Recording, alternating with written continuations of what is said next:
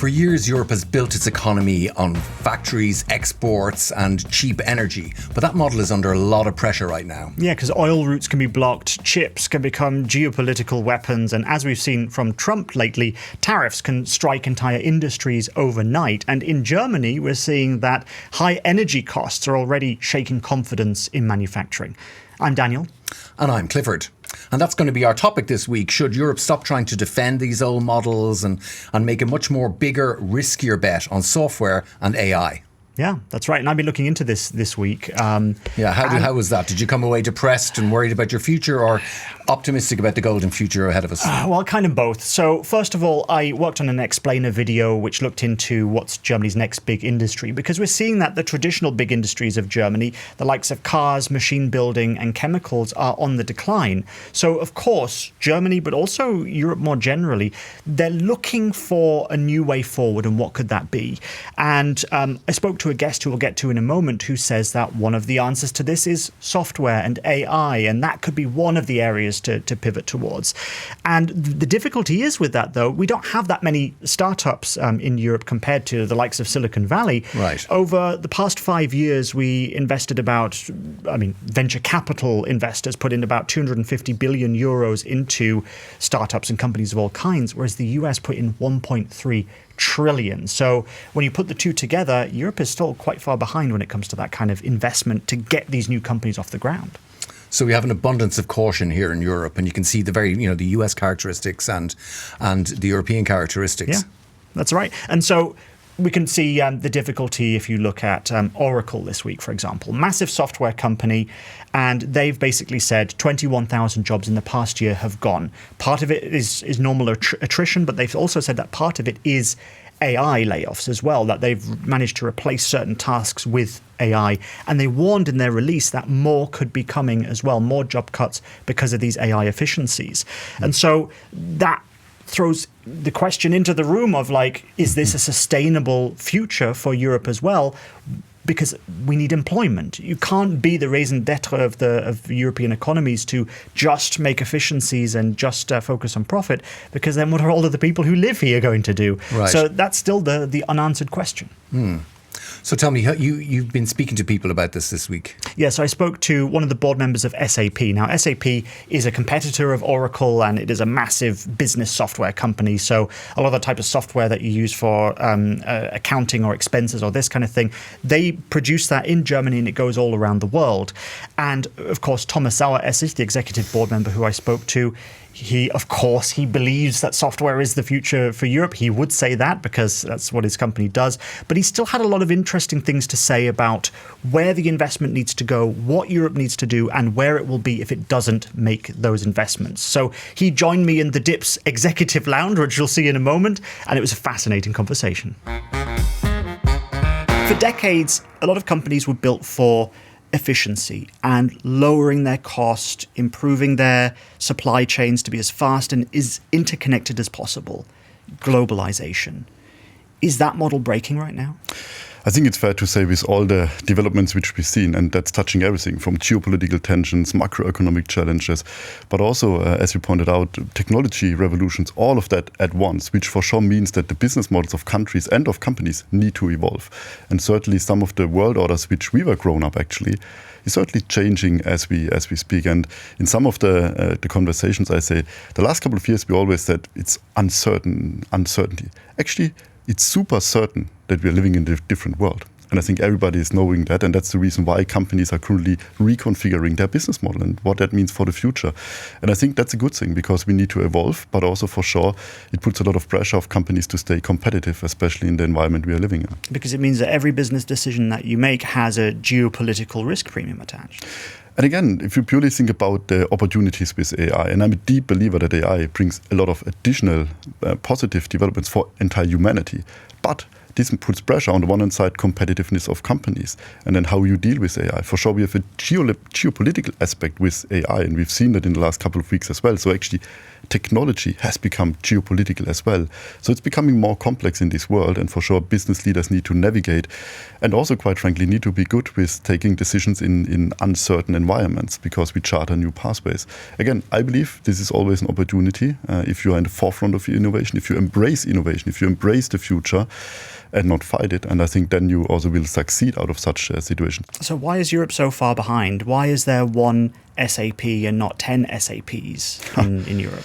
That's a good question. I would love that we have tens of hundreds of SAPs. And I believe for Europe, you have to say that, right? Sure, you want to be number one, right? You want to be on top. But still, you want to have a competition with hundreds that you know that you're really in a competitive environment within Europe. And that's what we are. But we are on a global competitive environment. And that's, I think, also important, because if you want to be successful in the tech, it's not about Europe itself. You need to succeed globally. That's also the reason why, if you think about tech players and successful global champions, it's too less if you restrict yourself on Europe. I hear a lot of conversations about by Europe, within Europe, and all of that stuff. This is all okay, but it should not neglect that all these companies must be competitive in the United States. They must be competitive in APJ, because that's the only way how you're really successful on a global scale. We should not neglect that. Independent of any geopolitical situations, if we are not as companies successful there, we are only second-class successful then also within Europe. And that's something what we should recognize. I mean, your points about why don't we have more?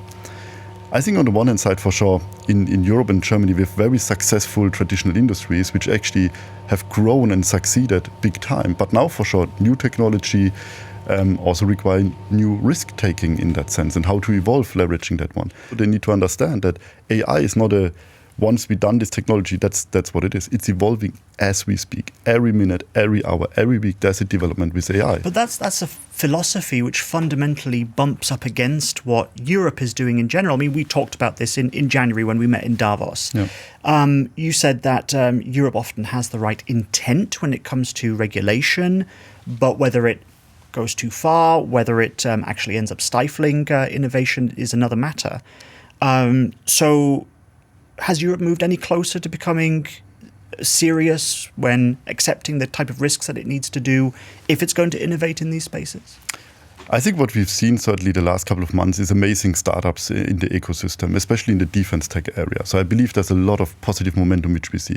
But I still believe on an aggregate, exactly what I mentioned back then, the intention for regulations is a good thing, but it needs to be in the right way. And that's certainly something where we still see definitively too much regulation in all of Europe. Why doesn't SAP take the risk and build some AI models that companies can integrate at scale, at the scale of like what Anthropic is doing or what ChatGPT or OpenAI is doing, for example?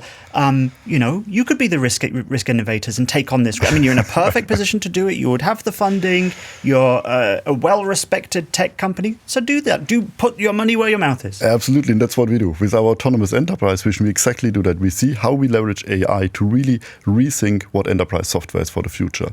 And that's actually how we embrace AI to the fullest to help companies succeed. Are you making the underlying models, or are you plugging in other models into that? And I think there we need to differentiate a little bit the technology. On the one hand side, you have these LLMs, like you mentioned, Anthropic and OpenAI and Cohere and Mistral and all the others, where we also, and that's also strengths of companies, we partner with some of the technology players, and then we bring their technology, but in the business context. Quite frankly, for enterprises and businesses, that's where, if you think about the MIT studies and many other studies, there's one common theme. The question is, in the enterprise, do we really see the return on investment? Do we see the value of AI? And it's very simple. As we speak, no, we don't see that at scale. Moving on to kind of Germany's broader economic industrial setup. Germany has been excellent for a great many decades at engineering physical products. Absolutely. But if more of the value shifts into software and AI, which is definitely one of the options which is on the table when looking at a future model for Germany, is this kind of underlying German industrial model in trouble then? No, I think what we actually need to do, we need to take this experience and this success, what we have from that model, but we need to put it on steroids, leveraging these new technologies. Like you mentioned the physical capabilities we have in manufacturing, for one example. Now put that with physical AI to the next stage. And we need to evolve. We need to take this leapfrog in technology, what we have, to bring our existing traditional model to a future-ready, successful model. But let's be honest, that's simple said, but the execution is for sure hard, because you need to take along all the employees, you need to take along your business model, your customers, your products, and that's certainly what we need to do. But I believe this is a strength, for sure. As always in life, if you have a successful model and you need to evolve it, it's always hard because, again, you're comfortable in your existing model, you get used to it since tens of decades potentially, and now you need to change. But that's exactly what we need to do. But change in what direction? So if you're heading up a family company, one of these Mittelstand, medium-sized enterprises in Germany, which are the backbone of the German economy. Absolutely. And you make a very specific product, which you've done well for a long period and maybe innovated in that space, but now suddenly you need to take a big risk. Yes. I'm sure you will say that SAP can help you to ameliorate that risk, but aside from that, how does a company even make that type of decision? You can take a risk, but in what direction? That's the hard thing because you can put a big bet, which looks like, well, it's an AI thing. I'm doing something with technology, and then it doesn't pay off, and then the company is left stranded. I mean, for sure, it's always a balance about your own business model, your current business model, future business model, how to evolve. But I would argue in uncertain times, the biggest risk is not to take a risk. The philosophical question is, do we have sufficient mutual dependencies between the various blocks of the world? And that's something where I believe for sure Europe and Germany should have also this respective leading technology, which scales again on a global scale, that you have a different conversation about some of these dependency considerations what you have. If you go down the supply chain, all the various of the stack, you always will come to this point. And that's what I mean. We just need to be very aware about our leading technology along the supply chain, along the stack. And as long as we have sufficient leading technology for mutual dependencies, then we will have a different global conversation as well. But my point is kind of, if a German chip company wanted to catch up to TSMC, we're talking 100, 200 billion euros worth of investment. I mean, it's not possible in any sort of imaginable scenario at the moment. Is it just too late for certain industries? And they should, what do you even do in that scenario when you could try to innovate your way out of it, but at some point China's going to catch up? What do you do in that situation, in that scenario? Look to the future. And that's something what I also forget. We look here now, AI is here now already. It's also an interesting statement. AI is already current here now. It's not the future, it's there. Now, what is next? Quantum, fusion technologies. If you think about the quantum developments... These companies are going to the US because they can't get enough funding in Germany. They've got the researchers here. I mean, Germany's got fantastic research networks, very intelligent people who are theorizing, researching these cutting-edge technologies. But the pockets of investors aren't really deep enough here to be able to fund them. I think for the quantum ecosystem, I see very good developments of companies which are funded also out of Europe. We still have these strengths. We have industrial strengths. We have the talent bench strengths. We have a research excellency in this space. But, and that's a fair point which you make, we need to also bring it to the street. And we need to make it successful in Europe to derive global champions out of these technology players. And that's certainly something where we need to work on to ensure that these companies stay in Europe and Germany as well. And that's certainly something which need to be proven then also for the next generations of successful companies. Now, I know you're not one to gossip, but you meet with a lot of different companies. What are they telling you in private, behind the scenes, in boardrooms, about the state of Germany and German industry that they're not talking about publicly? I think actually I believe a lot of things are talked in publicly. The question is how significant. Let's take labor law. I mentioned it just occasionally here. I think there's a huge interest of businesses if there would be more flexibility in labor law or more clarity about how flexibly you can evolve and transform the workforce. If you would have simpler guardrails on that, I'm pretty sure more companies would invest into Germany. But for sure, with very strict labor law, then you think twice. Do you invest in Germany or in Eastern Europe or in somewhere else on this world? And that's something where I think, especially in times of these transformational changes, flexibility is actually increasing the workforce and the capabilities. Still not neglecting the values of Germany and Europe, where for sure that the social protection is super important for us. It's core of our values, and we need to have the right also their protection in place, but it needs to be more balanced. So isn't the control of data and the offering of the types of services that you offer, isn't this a new form of market power? Isn't it when you say that the future is in this kind of software and it's in the products that you offer, that SAP risks becoming a gatekeeper? I think we're not a gatekeeper. I think I consider us more as an enabler for all industries. And you mentioned the topic of how our software is used, and that's the reason why sovereignty is so critical. And that's the reason why we are extremely committed to that one announced 20 billion of investment in digital sovereignty, which also is important because we serve, again, all commercial customers, but also regulated industries, defense industries, the public sector, the governments around the world. So sovereignty is a key aspect in order to leverage this leading technology, but in a full sovereign context with the right controls, with the right compliance. Also with AI, full sovereign AI in the stack what we have, in order to also avoid the risk what you mentioned earlier. And that's for us super critical for our business, and certainly something where we see in the last couple of quarters and years a surge in interest in full sovereign solutions. Does the global situation put Germany and Europe on more of a back foot? I think if we now do it right, and I believe so, in the conversations I see with business leaders, but also with politicians, I believe actually in 5 years from now, AI will be mainstream. AI will be used in every enterprise at scale. We will see significant benefits of an AI. But I also do believe there's currently a lot of risk about what does AI means for jobs, for instance. I believe with the capabilities and the productivity gains, actually you can do so much more for your clients and customers. So I believe there will be more innovations, there will be more products, there will be more work. For sure, there will be a change and transformation within the workforce. That's for sure, that will happen. But in general, I will believe in 5 years from now, we see actually an increase based on the growth and the GDP growth, that we see more employment and more work based on AI. And I believe Germany has an opportunity to, if we do it right, again, coming to the physical AI, industry AI, if we talk about quantum fusion in the future, if we also consider these new industries as equally important than the traditional industries we have, and put our focus also to the future industries, then this might be the growth drivers and the success for Germany in the future. Well, I think regardless of what happens in the next 5 years, I think we're definitely both hoping that Germany and Europe can put themselves on a solid foundation for the future. That's something we can definitely agree on. Thomas Saueressig, thank you very much for talking to me on The Dip. Thank you very much. Well, so Thomas Saueressig there, he seems very confident about the future and the AI future.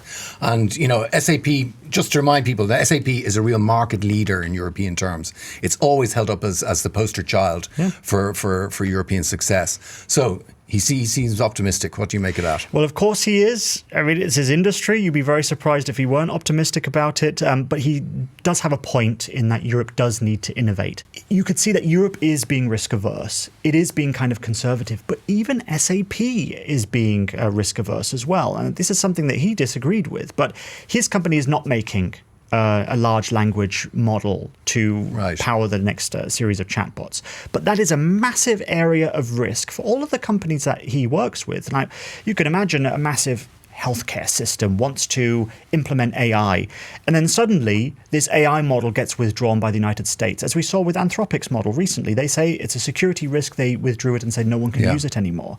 If you've spent millions and millions of euros investing in bringing that into your system that you have, integrating that into the software that you use, and then suddenly it's pulled away, that is a massive dependency which you have, and it leaves a hole when suddenly it's gone. And all of these processes that you've depended on and now suddenly vanish. And you can't just depend on a system like that. So Europe needs to step into the breach and bring its own particular model. I mean, there's an argument here, like SAP is a lot of people don't really know what SAP does. They have ads in the airport to show, of happy people, doing things. But nobody, it's a kind of beneath the hood sort of software. And it's also like a lot of European companies, and particularly German companies, it's not massively high profile, but it's also interested in stability. It's interested in cohesion, and in, it feels like it has a responsibility to society almost not to take too many risks.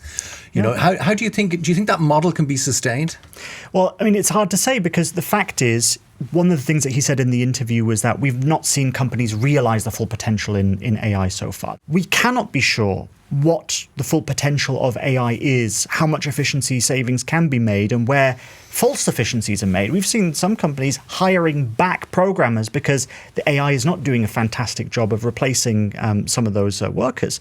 So we don't know if his vision is correct or not, or if he's kind of overly ambitious with it, because it's just not fully proven itself. Tech optimists will say it's obvious. We have to implement AI and there is no way back now.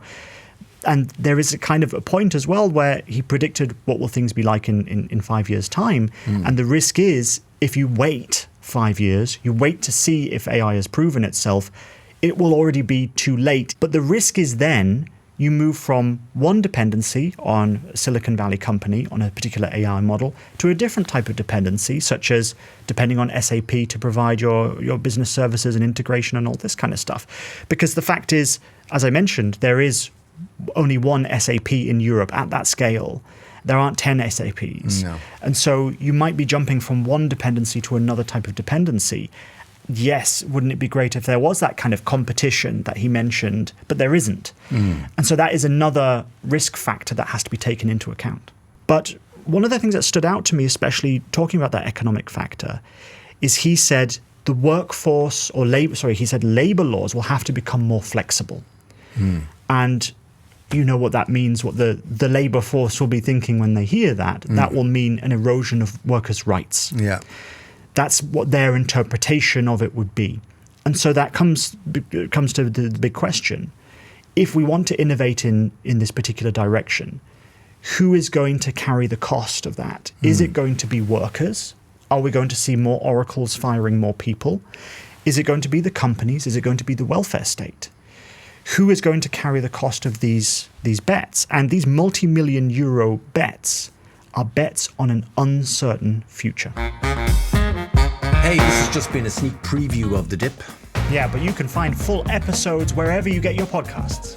Or you can scan the QR code, which should be appearing on your screen right about now. But until next time, thank you very much for watching The Dip. See ya. Bye.